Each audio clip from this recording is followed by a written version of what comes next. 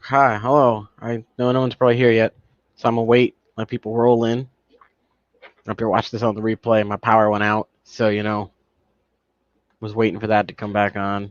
No Ed today. He's exploring Florida with Father Fish, Fish from Fever, and Daniken. So, hey, color guppies. Nice to see someone showed up right away. That's nice. Zen, hello. Wow, you guys are here. I'm happy.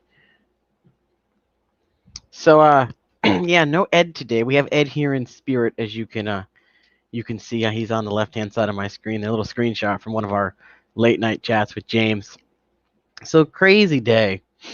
So we had a storm cell move through yesterday night, afternoon, early, like 4 o'clock in the afternoon. Um, we ended up having at least two tornadoes touch down in the state. Um, one was about 20 minutes away, like maybe 12, 15 miles from my house. So there are a bunch of trees down all over the town, city, whatever you want to call it. And the UI, which is our power company, was like, oh, we're going to be shutting off the city in these areas at 10 o'clock at night. Well, 10 o'clock turned into 12:30 in the morning. That didn't go well. They found a bunch more trees down around their way to get to the transfer station they were shutting the power off to fix. So what ended up happening was it took longer than they thought. So by 2 o'clock after the 2 hours was up, we had no phone either, which was weird because we have a landline still. For those who don't know, that's when the phone is plugged into the wall and you lose power, you still have a phone. So I was like, Dad, we have to hook up the generator. So we hooked up the generator, ran all the cords. We was on for 20 minutes. The power came back on. And at this point, it was so late, we all just ended up sleeping in. Then the power was out again. It was chaotic. So yes, that is why we did not start at 4 o'clock today. Plus, I didn't know if I was going to be streaming because Ed is in Florida, and I guess Bob said they're on their way home. So hello, Bob, for showing up. Big Tank Hank, nice to see you here, Chevy. But yeah, we've seen it. We had the hurricane come through a couple weeks ago, came out unscathed. Then we get this random heavy storm cell that produces at least two tornadoes and knocks out power and a bunch of other junk. And work starts up again on Wednesday. I work at a school. That starts up Wednesday is the first day back. So our students are going Monday, Tuesday, half the school. Wednesday, everyone's online. Then it's Thursday, Friday for the rest of the other half. And I have to go in every day, even though there's no kids in on Wednesday, which is weird, but whatever, we'll make it work.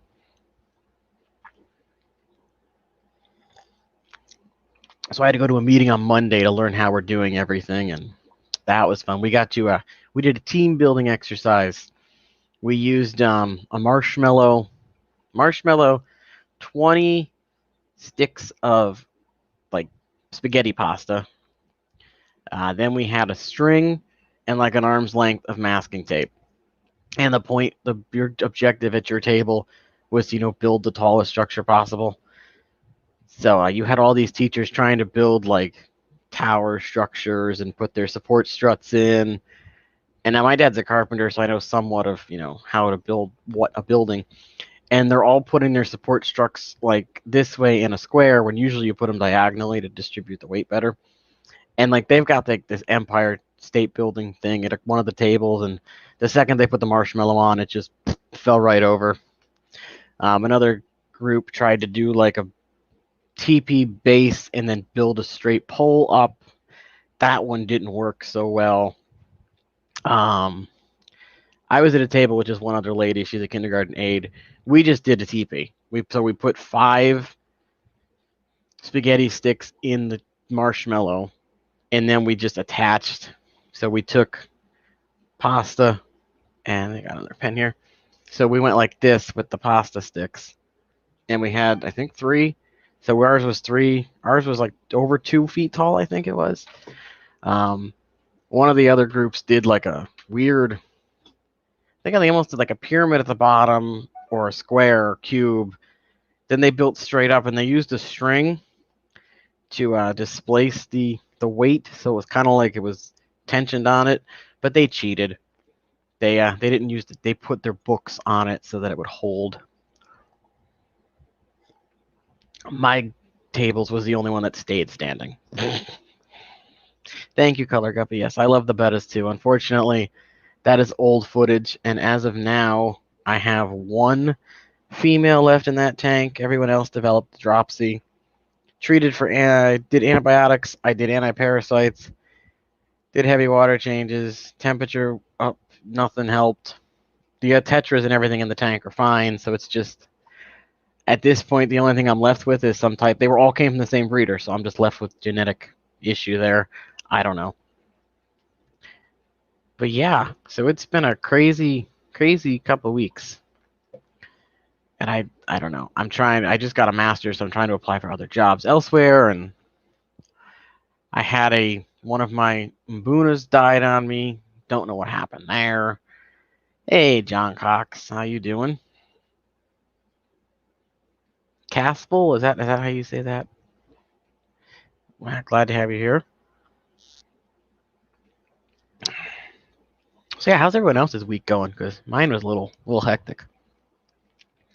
And again, I don't have with the Mbuna either, because I tested the water, and I mean the nitrates were a little. I did a water change because they were slightly high, but I think what was. Let me look at my handy dandy chart here. The color was like in between the 20 and the 40, so I'm guessing somewhere around 30. So I did a 50% change and brought it down to like 10-ish. These colors are so close, it's hard to tell.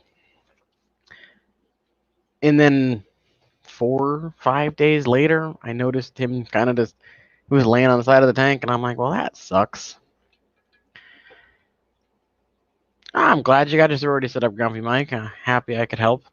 I'm looking at possibly retrofitting the 20 that they're in or were in. And Dan has some nice wilds, and I sent him a message asking if they could be mixed and which ones, and he gave me a list of a few that he thinks could be mixed successfully and less aggression from them. So I'm thinking about getting some of them.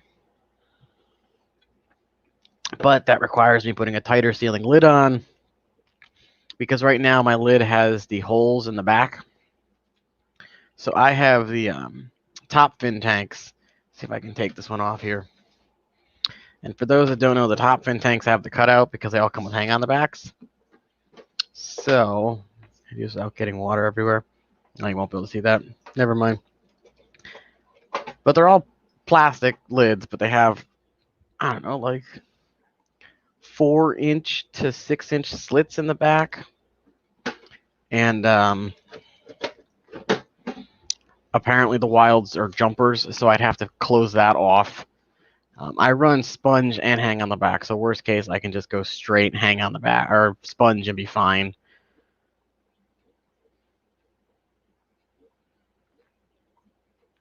But yeah, those have the weight though, because no paychecks in June, so the bank account's hurting a little.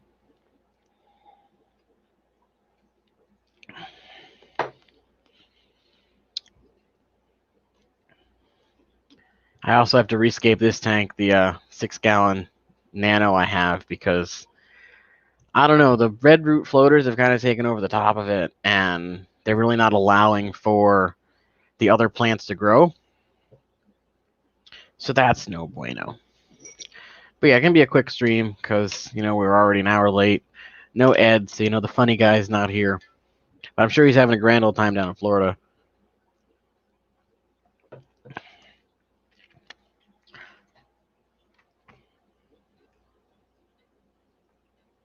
But yeah, other than that, not much really going on. Like I said, I'm going back to work, so that's fun. Get to deal with the children.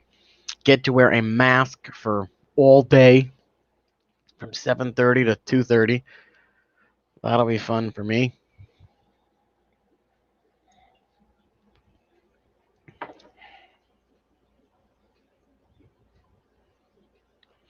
From what I've heard, Scarlet Temple does melt back a lot. I I'm not sure if that's one that benefits from root tabs or not. But I have heard that Scarlet Temple will melt back a lot and it needs a strong light to keep its color. So maybe someone else has, experience with it. I think I had some at one point, but again, mine melted back super hard and I wasn't able to upgrade the light or anything, so that's probably why. That or it was something else that looks kind of like it.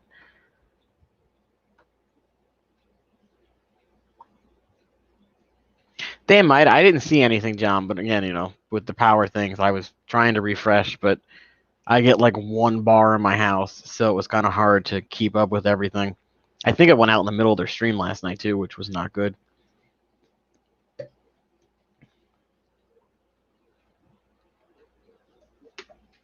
But luckily we have the generator, so the fish all survived the power outage, thankfully. I wasn't too worried because the temperature was staying around the same, and I know it takes a while for the water in the tanks to drop. So I didn't have any issues there.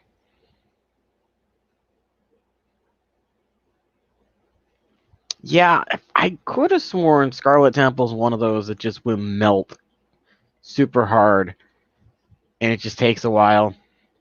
As long as the root system is fine, it should bounce back, though.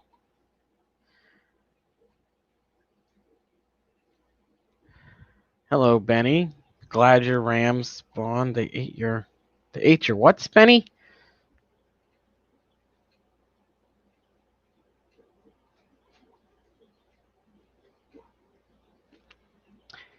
Yeah, see, I'm thinking the same thing, Chevy. So when I went in, we've got a decent sized cafeteria where the kids eat their dinner or their breakfast and lunch, and that's where we had our staff meeting. Now, the tables are either 2 6-foot tables side to side. So you'll have the table, and you'll have 2 tables like this next to each other, or you have a circle table. Circle table's like 6 or 8 foot. And now the tables are spaced out. So you have chairs that are, let's see if I can do this real quick. Like that. So that's what the tables look like roughly. Now you would think that grown adults would sit like here, skip a couple chairs, sit here, and then space themselves out. No, these people literally sat right on top of each other, and then they're leaning in and pulling their masks down while they're talking or drinking, and I'm like, how do you expect 4-year-olds, because we started pre-K, 4-year-olds to 13-year-olds, because we go up to 6, to do this properly when the adults aren't doing it properly? I'm just like, how?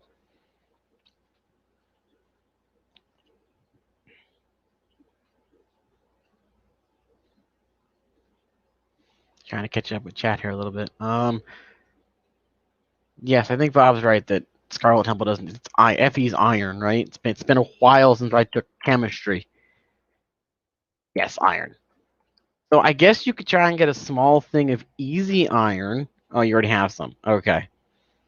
But yeah, I would say dose the iron, get yourself some easy green and some root tabs, and try and just roid up the plant maybe.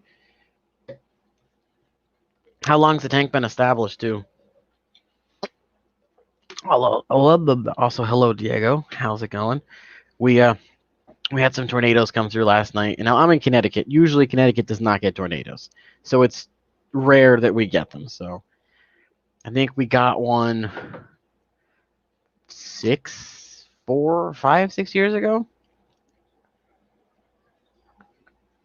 But this storm surge was just weird, and it was enough to produce at least 2. There's a third unconfirmed one that we're waiting on the Weather Service to confirm.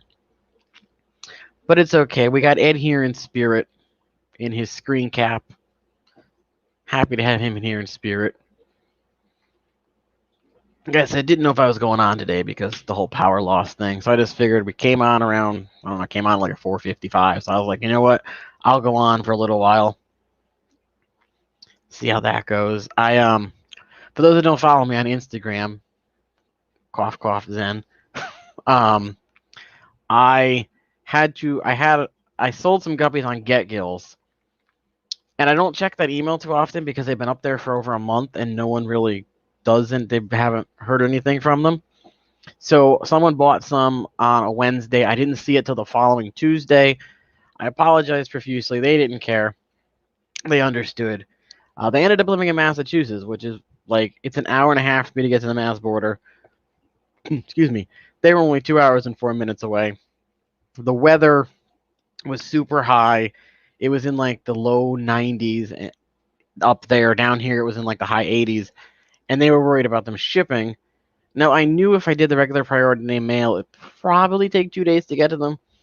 But I was like, you know what? If you're that worried, I will drive them up to you. So on Monday, or no, Sunday. So 6 days, 5 days ago, I think. Yeah, I took a trip to Massachusetts to deliver some guppies to a nice lady and her family. She bought 2 pairs of my purples, well, blue purples. So I just put them in I put them in one of the small boxes. I put them in their bags and drove them up. She was super happy to get them. She hangs out in the fish streams too. So if you're here, hello. Hope the guppies are doing good. Haven't heard from you that they're not doing good. So they're still breeding like gangbusters downstairs because I have my breeding tank down in the basement.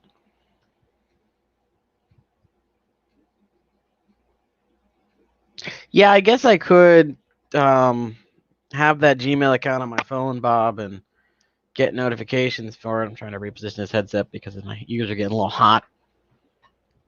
Okay, so the tank's Casble says the tank's a year old. It's older, but had to move, so it reduced that. Yeah, I was wondering if maybe it was a newer tank, and that's why you might have some problems too. But oh, you can't hear. I'll move it over here. There we go. How's that? Is that better, Grumpy Mike? But yeah, so those guppies went out. I sent a test shipment to Guppy Guru because I'm trying to get on his website for selling fish. Haven't heard from him if they got there or not. So I'm going to check the tracking and double check because I sent them out on Monday and they said Wednesday. But then, of course, I checked Wednesday and there was no updated tracking on them.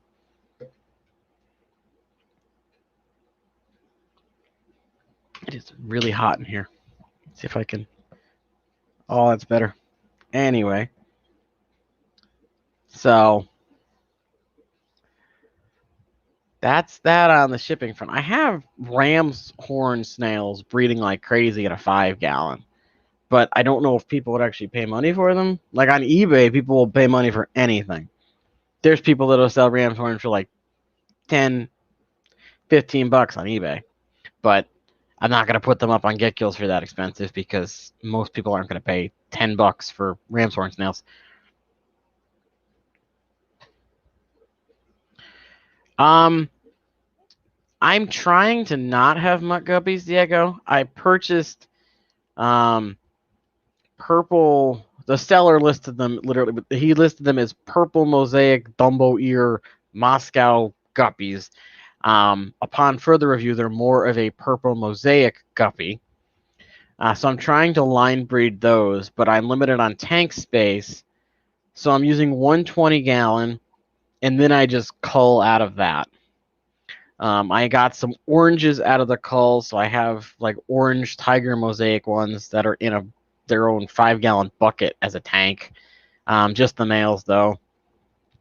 Then I have this really cool, like, they're like a blue-green, or like a blue-yellow body with like black tiger stripes on them, and then like a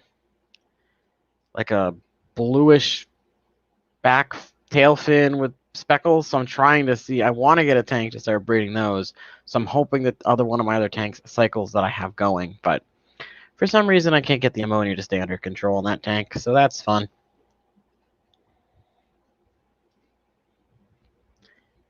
Yeah, see, that's what I'm thinking, John Cox. I showed a picture last week that someone posted on Facebook. Their local fish store was selling ram's horns for $2.98, I think, a snail.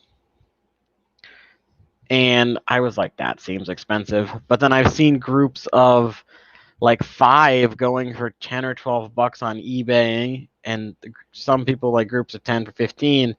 So I was thinking maybe a buck a snail, but I don't think most people are gonna spend that much for a ram's horn. I do have some black ones that I got black ones. I have like brown speckled ones, and I have blue, like a light blue one.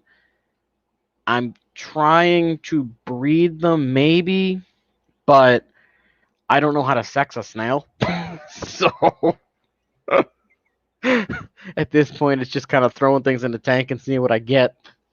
I have not kept any Apistos.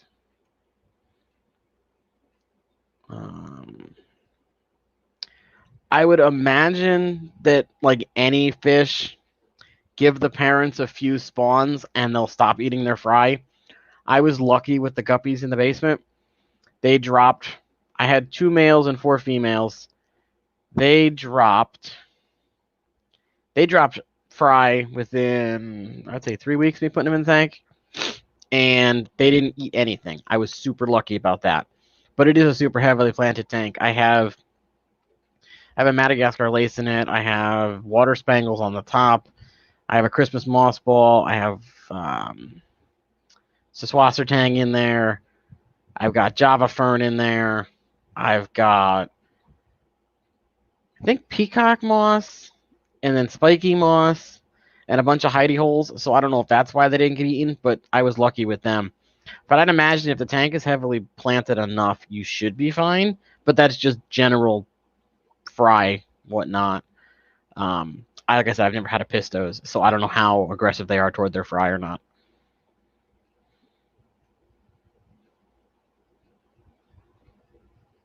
See, I thought mystery snails had male and females too, John. But again, before I just assumed snails were, they could switch back or forth or just breed it. Breed. Is it asexually? Or no, that's not the right word. Is it? I don't know, just breed by themselves and didn't need another partner. Also, yes, thank you, Zen, for reminding people to hit the like button. Yeah, I think it depends on the type of mystery snail, Diego. Because like I'm assuming you're selling the ivories, the yellows, the browns, like the basic colors. Because there's someone I know that's semi-local that sells like purple ones and cool colored ones, and she sells them for a little bit higher than that. But $259 or $250, I think, is what my local PetSmart sells them for. But there are a few on there that there's local breeder has some nice pinky purple ones that I want to get. It's just deciding what tank I want to put them in.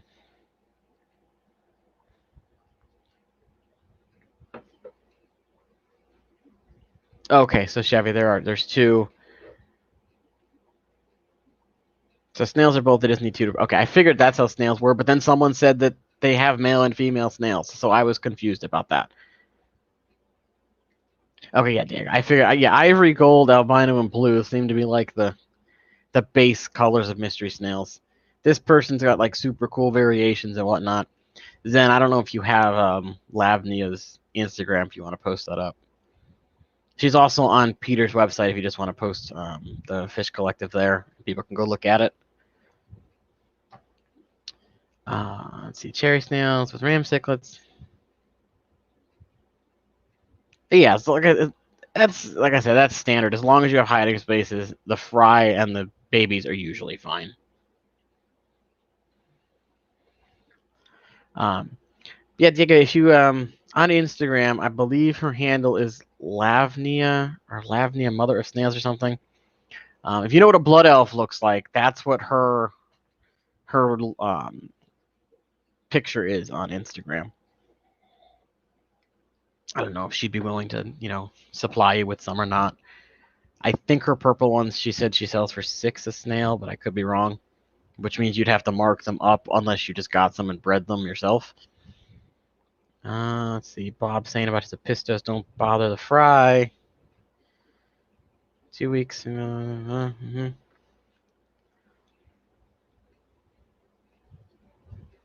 Yeah, I thought the same thing, Grumpy Mike. I thought snails could like switch back and forth as needed. Don't frogs? Wasn't that the whole thing about Jurassic Park, where the frog DNA like they switched their sex and could breed?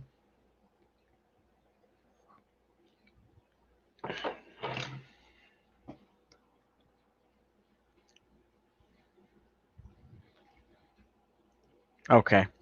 Yeah, I had mystery snails. I got them from PetSmart. They all died within a week. They probably showed up dead. Luckily, I was able to get them before the ammonia went poof and killed off the tank. Then I had ram's horns that I think came when I got a floating plant. Wow, I can't talk today. I can't say peas apparently. I got a floating plant package off of Amazon. Came with dwarf water lettuce, water spangles, red root floaters, and I think frog bit. The red root floaters, they all came with snails. I don't mind. I don't think snails are a bad thing. So I love when people post a picture of the little itty bitty snail on the Facebook page and they're like, "Is this what kind of snail is this? Is it a pest?" And then you just see everyone saying, "It's a bladder snail. It's a pest snail." I'm like, well, that's not a bladder snail, sir. That's a ram's horn snail. And no, they're not bad for your tank. They're actually beneficial for the ecosystem in your tank. Just don't feed your tanks as much and you'll be fine. And no, they don't eat your plants. Just the people are so quick to assume that I'm like, they don't. Most snails will only eat dead, decaying plants, which you kind of want, so they don't just decompose in your tank. Then I love the people that are like, I got a snail, so it'll eat the fish poop. And I'm like, I guess maybe, but that's really not what you should be doing. You shouldn't be buying animals to do your job for you. If you have a lot of fish poop, get a gravel vac. Now I can't say V's. Get a gravel vac and clean the tank. Personally, I don't gravel vac. I only change water. I like letting everything decompose and just let the ecosystem of the tank do its own thing. That's again probably why I don't mind under gravel filters. I know someone last night asked John and Lisa their opinion of under gravel filters. I don't mind them. When I started up again, since I'd been out for so long. Yes, Zen. Ed is not amused here. There we go. Like that. We'll put him center of the screen there. Undergravel filter. So people don't like undergravel filters because they must be the people that obsessively gravel vac. Because their biggest complaint I hear about undergravel filters is I can't get underneath them to clean without taking the whole tank apart. You don't. I mean, yes, and again, there's pros and cons to both. I'm on the thing of just let that stuff sit there and decompose and build up a natural filter in the tank. I don't need to be constantly getting in there and gravel vacking all the stuff up. Like if you look at my sorority tank, or what was a sorority tank, you'll see there's stuff in the gravel. I don't mind it being there. The tank is fine. The water quality's fine. So I don't mind. When I was doing one tank, like I said, when I got back in, because I'd been out for over 10 years, I had looked to see if under gravel filters were still a thing. And there was like one on Amazon where it was like a modular one, so you could pick sizes. And I was like, well, I'm going to get one. So then I posted in one of the Facebook groups. I'm like, do people still use under gravel filters? And everyone, literally all the comments were like, no, they're trash, blah, blah, blah. And I'm like, okay, what happened? Personally, I think they're one of the efficient filters. People like their sponge filters and their hang on the backs. Canister filters, I'll never get involved with. To me, they're just too much work. I'll stick with my sponges and my hang on the backs. But I wanted to what I was one. It was either the Mbuna tank. I think it was the African sickle tank because I wanted to over filter it because it is a smaller size tank and there were 12, 13 fish in it. So I was going to do under gravel in there. I'm about to be interrupted for dinner, but I didn't end up doing it. I ended up going with one of the Tidal Seachem filters. I went the Seachem 55 for a 30 gallon. So that was already almost double. And then I just have a large sponge filter in there as well for my filtration. Ed looks so serious because Ed just, he's had enough of my shenaniganery today, apparently. Put you back over here, Ed. You can look at my air conditioner.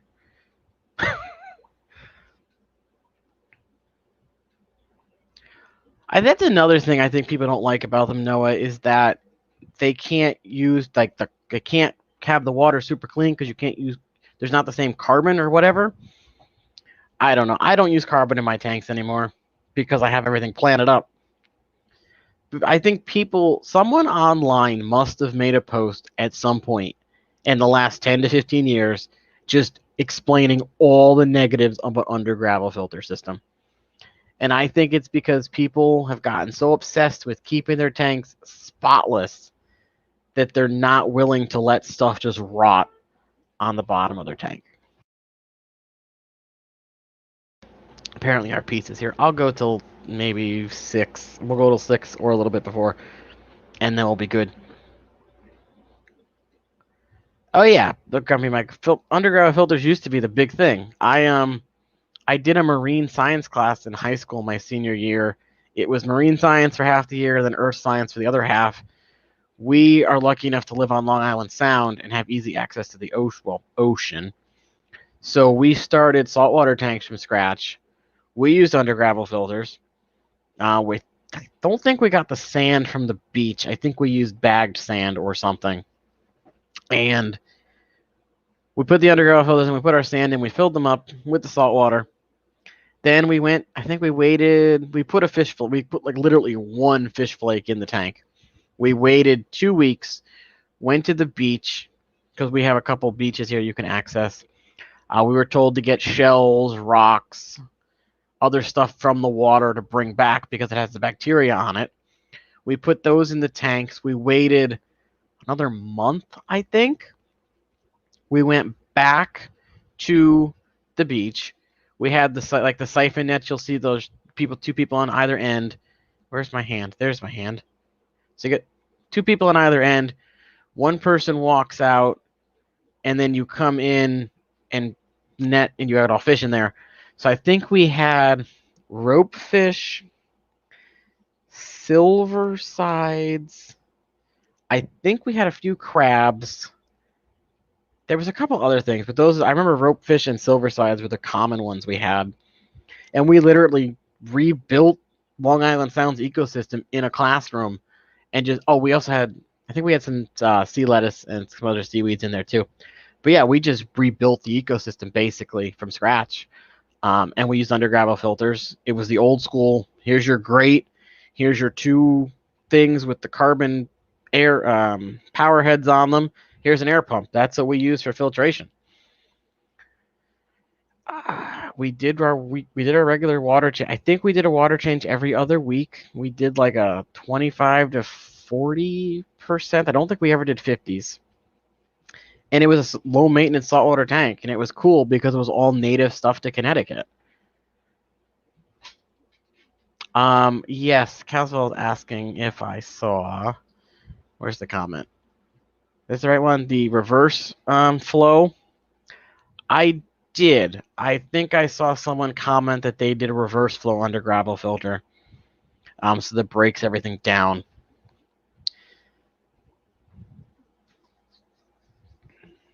But again, like I said, I want to get one eventually and try it again and just see how it is.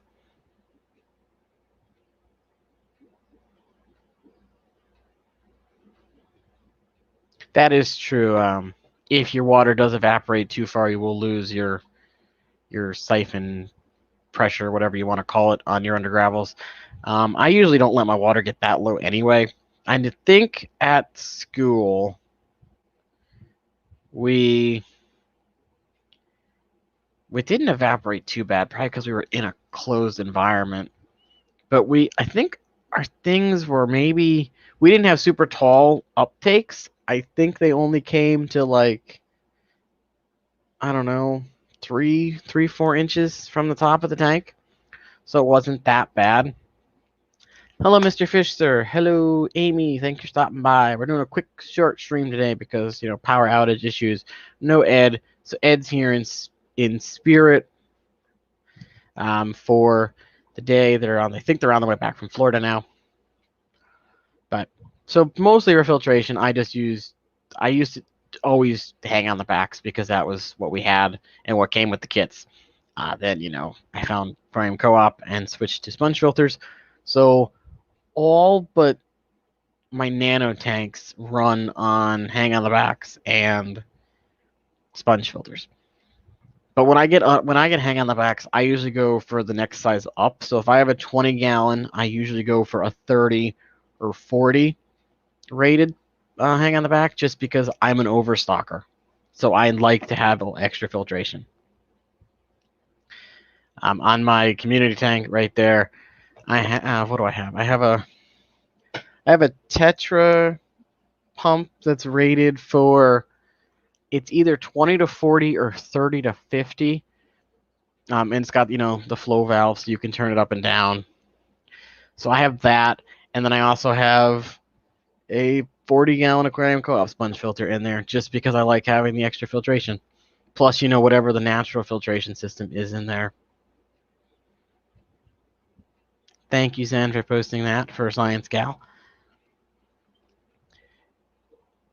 Now, again, I've got the dang algae is coming back in the community tank. It's not coming back in my sorority tank. I did manual removal in both tanks, and for some reason, it's not coming back in the sorority, but it's coming back like gangbusters in the community tank. So I'm going to have to get in there again. I'm going to have to drain it probably 50 to 60% so I can really get in there and clean it out without, being, because the water will come up to my shoulder because of the way the tank is. So I have to get in there and clean that out. The African tank seems to be okay now. After another water change, no fish are acting funny. That's the thing. There were no warning signs on why that fish dropped dead, and they're not that old. They were sold to me as juveniles. I think they were 2 to 2.25 inches, and it just was dead on the bottom of the tank. I don't know what happened.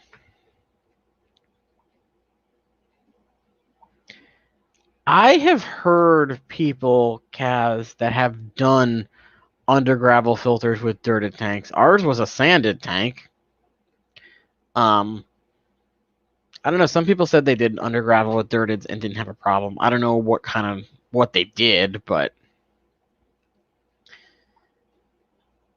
yeah, this is, as you can see, this footage here is why I need to rescape the nano tank, because not enough light's getting in there. I guess that would be another downside, Chevy, that the fry can get in the grates. I guess it just depends on how much substrate you had. Like, I'm assuming you had fish that dug into the substrate?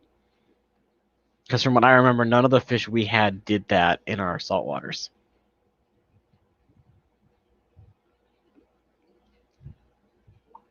Noah's saying that they have an under gravel that are planted.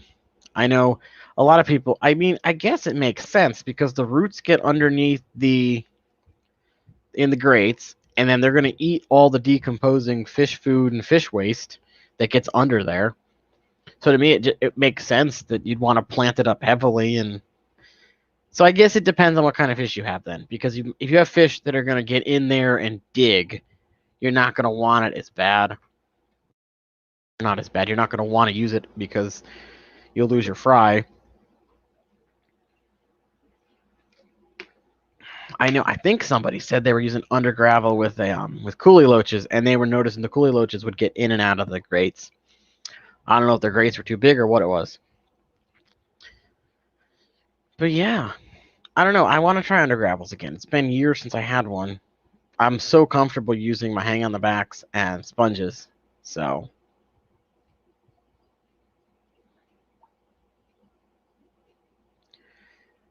I know Roe had some I think it was bristlenose plecos on Get-Gills a while ago. I can't think. I would just say check Get-Gills and see if you recognize any of the names. I don't. Zen, do you know if James is breeding bristlenose or anything?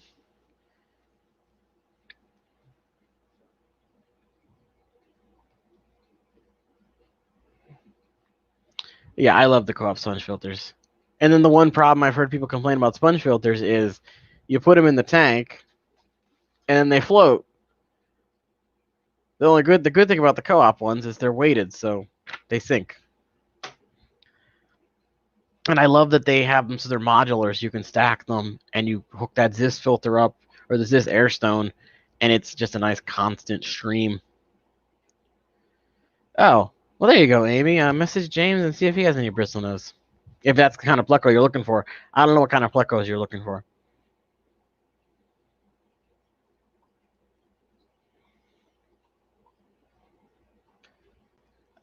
Message Shy instead. She'll probably get back to you faster. But yeah, I'm really not looking forward to going back to work. I said I give it a month before. I said a month.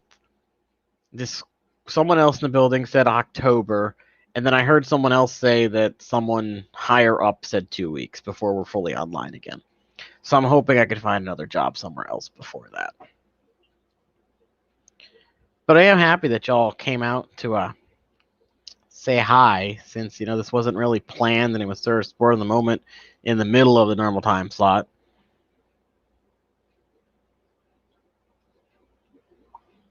Oh, you're replacing 2 of your Chinese algae eaters? Were you having a problem with them being aggressive, Amy?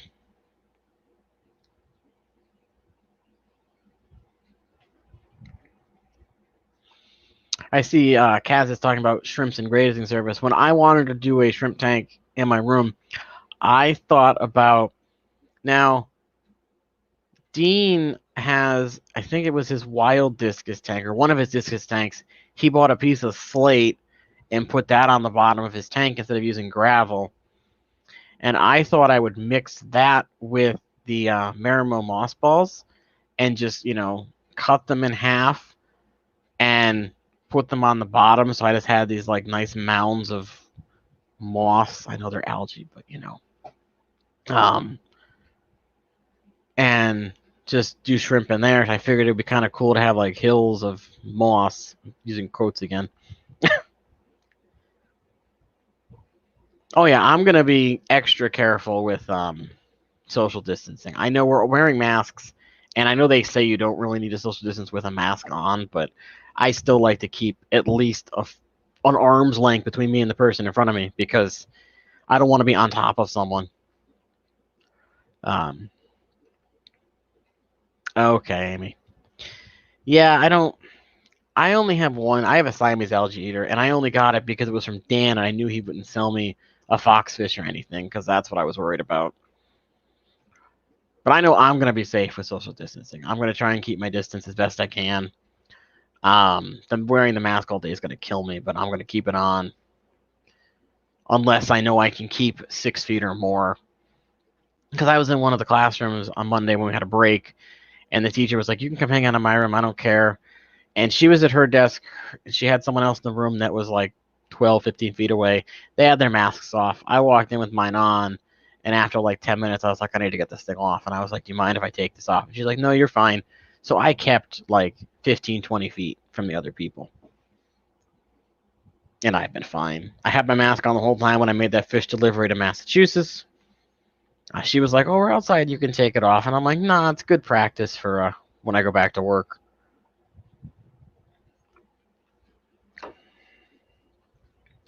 But I'm going to end now because my food is getting cold. So thank you guys for hanging out. If you want to buy some guppies, check out my Get-Gills page. It's Lefty's Fish Mart. Zen, if you can post a link. Or just hit me up on Instagram and we can work something out if you don't want to pay. I think I sell them for $20 a pair on there. If it's someone I know, I can cut a deal on that and ship them out to you. But yeah, thank you guys for coming out. Hopefully Ed will be back for next week, and we can have our usual, geeky variety show type thing going on. I'm assuming him and James are streaming tomorrow. But remember, Science Gal Aquatics goes in about 5-6 minutes, so make sure you head on over there and check her out. She's a great person, super cool. Yeah, everyone stay safe. Keep your masks and whatnot on if you go out in public. Good luck anyone who still has the hurricane to deal with. I think it's like a Cat 1 now or something, but good luck with that. And I will catch you guys around in streams. I don't know if I'll be on the late nights as much anymore because going back to work and needed to be up at 6 o'clock in the morning. So, but I'll try and do my best to get on those still. But yeah, I'll see you guys around. Thanks so much for coming out and hanging out. Bye-bye. Oh, and I still have to film a video and pick the winners on those Akari Vibra-Bytes. So you haven't checked out the video I did a couple weeks ago unboxing Akari stuff, go give that a check and enter to win some Vibra-Bytes. I'm picking more than one person. I'm debating just giving some to everybody, but you didn't hear that from me. I'm still going to pick people, maybe 5 or 6. But yeah, see you guys next time.